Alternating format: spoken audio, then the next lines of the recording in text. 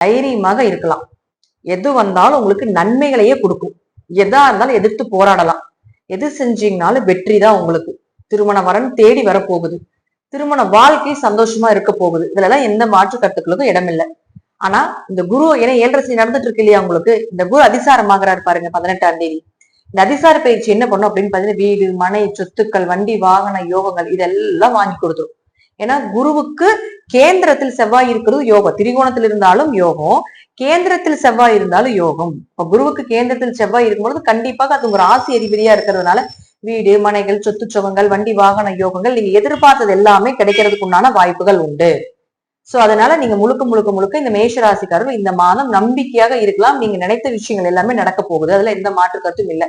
ஏன்னா குரு அடுத்தது சனியை பாக்குது. அப்ப சனி இப்ப இந்த இடத்துல இருந்து சனியை பார்க்கும்போது 7.5 சனியினுடைய தாக்கங்கள் கூட கொஞ்சம் குறையறதுக்கு வாய்ப்புகள் உண்டு.